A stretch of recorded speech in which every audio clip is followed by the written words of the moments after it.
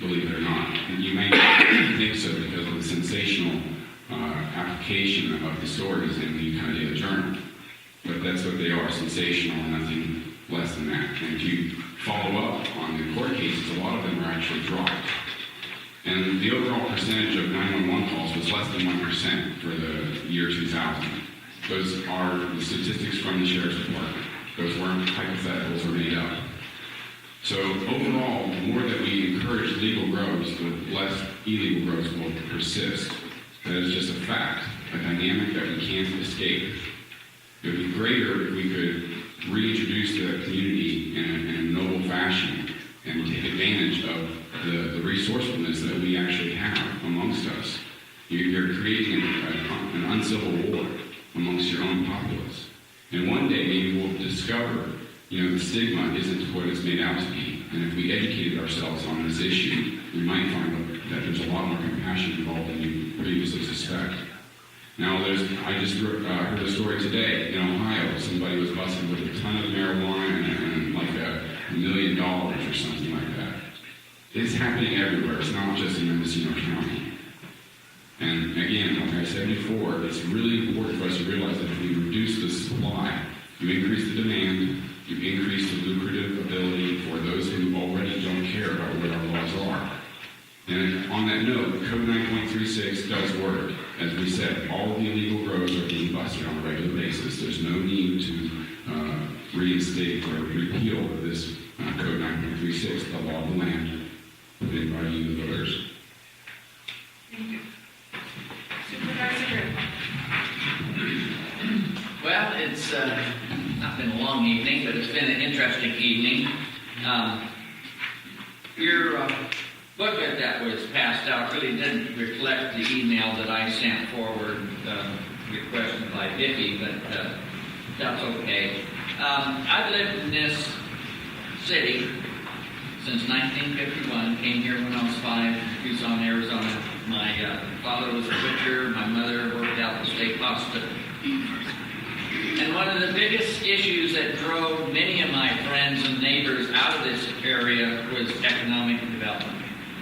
The board themselves are going to have difficulty in enticing other entities to come in and help our communities. But some of it will happen, and I think job stimulus, whether it be Mendocino Crossings or whatever comes out in these next 5-10 years is going to help, but it won't necessarily be the answer. Now, everybody here has a position of why they're running. We have a candidate who changes party to run. We have another candidate who is upset with another candidate to run. We have an incumbent who has arrogant attitudes and has been responsible for many of these 3-2 votes. We have another candidate who is promoting the lawlessness that goes on with all this smooth talking about marijuana and whatever. I've been a substance abuse counselor since the early 70s. My main focus was the courts, and even today, over 80% of the people within our court system are there because of their decision-making under the influence of either alcohol or other drugs. So the problem is here. It's not going to go away no matter what sort of programs we do have. I'm basically making one pledge, and that is that I'm going to be open to all the options with respect. Now, I have my own opinions about issues, but as an individual, all the time I spend in the community, I will listen, and I will make my particular comments. But I think what's more important is this, not just you folks, but everybody up here, the folks who don't encounter these type of forums, who are working their 8 to 5 and don't have a damn thing to do with politics, that they rely on folks in this position who want to make decisions for them to make practical decisions. And I think to do that, you've got to have an open ear. You can't have a closed attitude about whatever options are out there. I think one of the most positive things that have happened in this community is the smart growth folks getting together and forcing others to listen to those options. I see your time's up sign, and thank you very much. Thank you. Supervisor Cook. Thank you, everyone, for staying in attendance, and thank you for those putting this event on.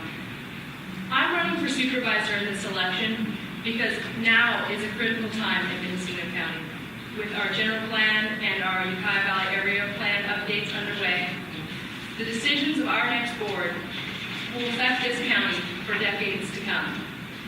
We need development in Mendocino County, and that development must be at a measured pace. The rapid expansion of commercial space will lead to long-term negative impacts to both our building and our business communities.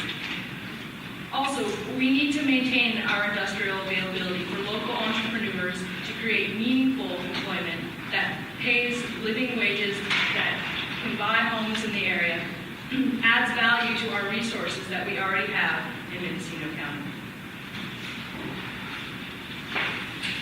With my background in agriculture, resource management, I bring an objective scientific perspective to the planning process.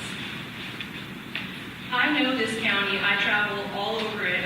As a forester and botanist, I work extensively throughout the entire county and deal with the coastal zone rules and work in the surrounding counties.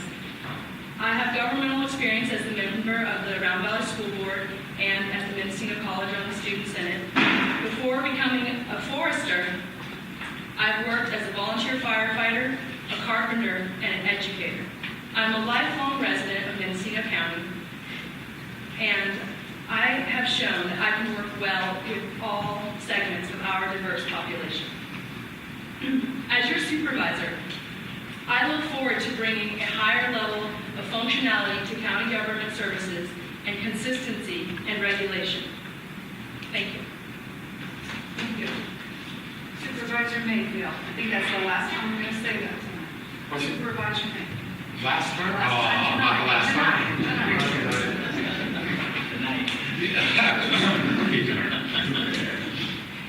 I think Will Rogers is a great man. I really like him. I think he did a lot of things and said a lot of things throughout life, and they were real common things. The reason I decided to run for this position as supervisor was because I've seen so many things happen in this county, being a lifelong resident, born just a little ways up the road here, or I should say a couple of blocks here. So I've been here the whole time. I've seen things come and go. I've seen the city of Ukiah stay the same size without annexing and moving the things they should have been doing, but they haven't. But I've seen a lot of things happen. Right now, I'm running for, my main issues are water, economic development, housing. I'm an employee. I was an employee, an employer, and presently an employer. And I've brought jobs in the county, other businesses that I do now throughout the county and other locations, provide jobs.